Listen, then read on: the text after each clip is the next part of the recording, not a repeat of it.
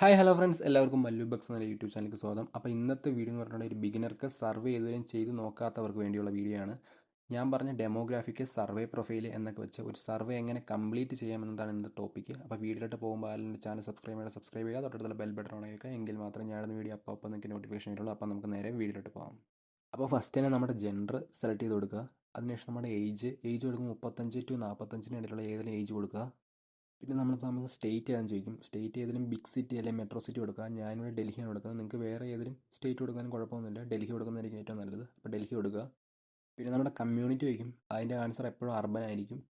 അതിനുശേഷം നമ്മുടെ marital status എപ്പോഴും മാരീഡ് തന്നെ കൊടുക്കുക. പിന്നെ നമ്മൾ താമസിക്കുന്ന നമ്മുടെ ഓൺ ഹൗസിലാണോ റെൻറ്റിലാണോ ചോദിക്കും. അതിൻ്റെ ആൻസർ ഓൺ ഹൗസ് തന്നെ കൊടുക്കുക. പിന്നെ നമ്മളെയും ചേർത്ത് 18 വയസ്സിന് മുകളിലുള്ള അഡൽട്ട്സ് എത്രയുണ്ട് നമ്മുടെ ഫാമിലിയും ചോദിക്കും. അതിൻ്റെ ആൻസർ എപ്പോഴും 2 കൊടുക്കുക. നമ്മുടെ ഫാമിലി മെമ്പർ കൊടുക്കുമ്പോൾ 4 ഫാമിലി മെമ്പർ എന്ന് പറഞ്ഞ് കൊടുക്കുക. 2 അഡൾട്ട്, പിന്നെ 2 പേര് 18 വയസ്സിന് താഴെയുള്ള ചിൽഡ്രൻ, അങ്ങനെ പറഞ്ഞ് കൊടുക്കുക. അപ്പം അഡൾട്ടിൻ്റെ എണ്ണം 2 കൊടുക്കുക. പിന്നെ അടുത്ത ക്വസ്റ്റ്യൻ 18 വയസ്സിന് താഴെയുള്ള ചിൽഡ്രൻ ഉണ്ടോ ചോദിക്കും. അതിൻ്റെ ആൻസർ എപ്പോഴും എസ് കൊടുക്കുക. ചിൽഡ്രൻ ഉണ്ടെങ്കിൽ എത്ര ചിൽഡ്രൻ ഉണ്ട്, അവരുടെ ഏജ് ഗ്രൂപ്പ് ഏതാണെന്ന് ചോദിക്കും. അതിൻ്റെ ആൻസർ എപ്പോഴും 11നും 15നും ഇടയിൽ ചിൽഡ്രൻ്റെ ഏജ് കൊടുക്കുന്നതായിരിക്കും നല്ലത്. അപ്പോൾ 2 ചിൽഡ്രൻ 11നും 15നും ഇടയ്ക്ക് ഏജുള്ള 2 ചിൽഡ്രൻ്റെ ഡീറ്റെയിൽസ് ആയിട്ട് കൊടുക്കുക. പിന്നെ നമ്മുടെ എഡ്യൂക്കേഷൻ ലെവൽ ചോദിക്കും. അതെപ്പോഴും പോസ്റ്റ് ഗ്രാജുവേറ്റ് അങ്ങനെ കൊടുക്കുക. പിന്നെ നമ്മുടെ എംപ്ലോയ്മെൻറ്റ് സ്റ്റാറ്റസ് ചോദിക്കും. അതിൻ്റെ ആൻസർ എപ്പോഴും വർക്കിംഗ് ഫുൾ ടൈം തന്നെ കൊടുക്കുക. പിന്നെ ചെയ്യുന്ന ക്വസ്റ്റ്യൻ ആണ് ആനുവൽ ഹൗസ് ഹോൾഡ് ഇൻകം. അതെപ്പോഴും 12 ലക്ഷത്തിന് മുകളിൽ മാത്രം കൊടുക്കുക. ഞാനിവിടെ 15 to 19 അല്ലെങ്കിൽ 20 ലക്ഷത്തിൻ്റെ ഇടയിലാണ് കൊടുക്കുന്നത്. അത് കൊടുക്കുന്നതായിരിക്കും ഏറ്റവും നല്ലത്. അപ്പോൾ ഇത്രയും ചെയ്ത് നമ്മുടെ ഡെമോഗ്രാഫി കംപ്ലീറ്റ് ആകും. ഇനിയാണ് മെയിൻ സർവേയിലേക്ക് കടക്കാൻ പോകുന്നത്. മെയിൻ സർവേയിലെ ഫസ്റ്റ് ക്വസ്റ്റ്യൻ തന്നെ നമ്മൾ അടുത്ത വർഷം പുറത്തേക്ക് ഹോളിഡേ, വേറെ കൺട്രിയിലേക്ക് ഹോളിഡേ ട്രിപ്പ് പോകാൻ പ്ലാൻ ഉണ്ടോ എന്നൊക്കെ ചോദിച്ചിട്ടുണ്ട്. ഇൻട്രസ്റ്റ് ഉണ്ടോ എന്നൊക്കെ ചോദിച്ചിട്ടുണ്ട്. അതിൻ്റെ ഉത്തരം വെരി ലൈക്ലി ഇൻട്രസ്റ്റഡ് ആണെന്നൊക്കെ പറഞ്ഞ് കൊടുക്കുക. ഇതിനെ ബേസ് ചെയ്തിരിക്കും ഇനി മുമ്പോട്ടുള്ള സർവേ വരുന്നത്. പിന്നെ അടുത്ത ഒരു വർഷത്തിനുള്ളിൽ നമ്മൾ പോകാൻ സാധ്യതയുള്ള കൺട്രികൾ ഏതൊക്കെയാണെന്ന് ചോദിച്ചൊരു ക്വസ്റ്റ്യൻ ചോദിക്കും. അതിനകത്ത് നിന്ന് ഏറ്റവും പോപ്പുലർ ആയിട്ടുള്ള ടൂറിസമൊക്കെ പ്രൊമോട്ട് ചെയ്യുന്ന ബിഗ് കൺട്രീസ് തന്നെ തിരഞ്ഞെടുക്കാൻ കൊടുക്കുക. പിന്നെ നമ്മൾ കൊടുത്ത കൺട്രിയിൽ നിന്ന് ഏതെങ്കിലും കൺട്രി ചൂസ് ചെയ്ത് അതിനെ ബേസ് ചെയ്തായിരിക്കും നമുക്ക് പിന്നെ സർവേ വരിക.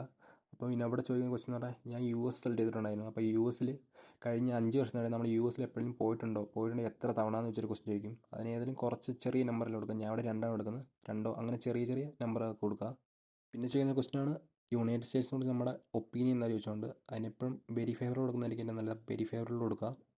അതിനുശേഷം ഇങ്ങനെ കുറേ ക്യാരക്ടറിസ്റ്റിക്സ് തന്നിട്ട് നമ്മുടെ ഒപ്പീനിയൻ്റെ അടിസ്ഥാനത്തിൽ അത് സെലക്ട് ചെയ്ത് കൊടുക്കാനായി നമ്മൾ വെരി ഫേവറബിൾ കൊടുക്കാൻ തന്നെ ആ ഡെസ്റ്റിനേഷനെ കുറിച്ച് നമ്മൾ നല്ല നല്ല ഒപ്പീനിയൻ മാത്രം തിരഞ്ഞെടുത്ത് കൊടുക്കുക. പിന്നെ ചോദിക്കുന്ന ക്വസ്റ്റ്യൻ ആണ് നമ്മുടെ എക്സ്പെക്റ്റേഷനൊക്കെ മീറ്റ് ചെയ്തോ. യുണൈറ്റഡ് സ്റ്റേറ്റ്സ് നമ്മൾ ട്രാവൽ ചെയ്തപ്പോൾ നമ്മുടെ എക്സ്പെക്റ്റേഷനൊക്കെ മീറ്റ് ചെയ്തിട്ടുണ്ടോ ഇല്ലയോ എന്ന് ചോദിച്ചിട്ടുണ്ട്. നമ്മൾ വെരി ഫേവറബിൾ കൊടുത്തുകൊണ്ട് തന്നെ എക്സ്പെക്റ്റേഷനൊക്കെ മീറ്റ് ചെയ്തു എന്ന് പറഞ്ഞ് നല്ല സ്കോർ തന്നെ അതിന് കൊടുക്കുക. അതിനുശേഷം നമ്മൾ ചോദിക്കും, നമ്മൾ യുണൈറ്റഡ് സ്റ്റേറ്റ്സ് നമ്മുടെ വേറെ ആർക്കെങ്കിലും റെക്കമെൻഡ് ചെയ്യാതിരിക്കുകയോ, നമ്മുടെ പോസിറ്റീവ് ആറ്റിറ്റ്യൂഡാണോ നെഗറ്റീവ് ആറ്റിറ്റ്യൂഡാണോ യുണൈറ്റഡ് സ്റ്റേറ്റ്സിനെ കുറിച്ച് ചോദിക്കും. അത് നമ്മൾ വെരി ഫേവറബിൾ കൊടുത്തിട്ടുണ്ട്. അതിൻ്റെ അടിസ്ഥാനത്തിൽ തന്നെ ആയിരിക്കും ഇനിയുള്ള ആൻസർ എത്ര കൊടുക്കേണ്ടത്. അപ്പം വെരി ഫേവറബിൾ കൊടുത്തിട്ടുണ്ടെങ്കിൽ പോസിറ്റീവ് ആറ്റിറ്റ്യൂഡ് അല്ലെങ്കിൽ റെക്കമെൻഡ് ചെയ്യും അങ്ങനെയൊക്കെ പറഞ്ഞു കൊടുക്കുക. അപ്പോൾ ഇത്രയും ചെയ്ത് കഴിയുമ്പം നമ്മുടെ മെയിൻ സർവേ കംപ്ലീറ്റ് ആവും. പിന്നെ നമ്മളോട് കുറച്ച് പേഴ്സണൽ ക്വസ്റ്റ്യൻസ് ചോദിക്കും. അതിൻ്റെ ആൻസറൊക്കെ നമുക്ക് ഇഷ്ടമുള്ള ഏതെങ്കിലും തിരഞ്ഞെടുത്ത് കൊടുക്കുക. പിന്നെ ലാസ്റ്റായിട്ട് ഒന്നുകൂടെ നമ്മുടെ സ്റ്റേറ്റ് ചോദിക്കും. അത് എല്ലാ സർവേയിലും ചോദിക്കില്ല, ചില സർവേയിലൊക്കെ മാത്രമേ ചോദിക്കത്തുള്ളൂ. നമ്മൾ കൊടുത്ത ഉത്തരം ശരിയാണോ എന്ന് അറിയാൻ വേണ്ടി റീചെക്ക് ചെയ്യാൻ വേണ്ടി ചോദിക്കുന്നതാണ്. അപ്പോൾ ആദ്യം കൊടുത്ത സ്റ്റേറ്റ് ഏതാണോ അത് തന്നെ കൊടുക്കുക. അപ്പോൾ ഇത്രയും ചെയ്ത് നമ്മുടെ മെയിൻ സർവേ കംപ്ലീറ്റ് ആയിരിക്കുകയാണ്. ആ സർവേയിൽ എത്രയാണ് റിവാർഡ് പറഞ്ഞിരിക്കുന്നത്, ആ റിവാർഡ് നമുക്ക് റിസീവ് ചെയ്യുകയും ചെയ്യും. ഇങ്ങനെയാണ് സർവേ കംപ്ലീറ്റ് ചെയ്യേണ്ടത്. ആദ്യം കുറച്ച് ഡെമോഗ്രാഫി ക്വസ്റ്റ്യൻ ചോദിക്കും. ആ ഡെമോഗ്രാഫി ക്വസ്റ്റ്യൻ്റെ അടിസ്ഥാനത്തിൽ നമ്മൾ ആ സർവേക്ക് എലിജിബിൾ ആണോ അല്ലെങ്കിൽ ആ സർവേ കമ്പനി ഡിസൈഡ് ചെയ്യും. എലിജിബിൾ ആണെങ്കിൽ ഒരു സ്പെസിഫിക് ടോപ്പിക്കിനെ കുറിച്ച് നമ്മൾ സർവേ ചെയ്യും. അതിൻ്റെ ആൻസർ നമ്മൾ ചെയ്ത് കഴിയുമ്പോൾ നമുക്ക് റിവാർഡ് റിസീവ് ആകും. ഇവിടുത്തെ സർവേ ടോപ്പിക് എന്ന് പറഞ്ഞിട്ടുണ്ടെങ്കിൽ ഹോളിഡേ ഡെസ്റ്റിനേഷൻ ആയിരുന്നു. ഇതേപോലെ തന്നെ വേറെ ടോപ്പിക്കിൽ ഇങ്ങനെ സർവേ ചോദിച്ചുകൊണ്ടിരിക്കും. അപ്പോൾ ഇങ്ങനെയാണ് സർവേ കംപ്ലീറ്റ് ചെയ്യേണ്ടത്. അപ്പോൾ ഇത്രേ ഉള്ളൂ ഇന്നത്തെ വീഡിയോയിലൊക്കെ ഇഷ്ടപ്പെട്ടെന്ന് വിചാരിക്കുന്നു. ഇഷ്ടപ്പെട്ടാൽ ലൈക്ക് ചെയ്യുക, എന്തെങ്കിലും ഡൗട്ട് ഉണ്ടെങ്കിൽ കമൻറ്റ് ചെയ്യുക. ഇനിയും ചാനലായാലും സബ്സ്ക്രൈബ് ചെയ്യുക, തൊട്ടടുത്തുള്ള ബെൽ ബട്ടൺ ഓൺ ആക്കി വെക്കുക. അപ്പോൾ അടുത്ത വീഡിയോ കാണുന്നവരെ ബൈ.